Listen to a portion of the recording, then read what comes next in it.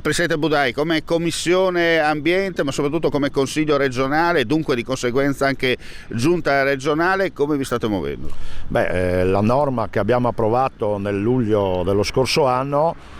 che va a limitare in parte, perché ovviamente su certi argomenti abbiamo le mani legate, ma anche lo stesso governo ha le mani legate e non può andare oltre quello che è stato stabilito dalla Commissione europea o comunque dal Parlamento europeo per la transizione green. È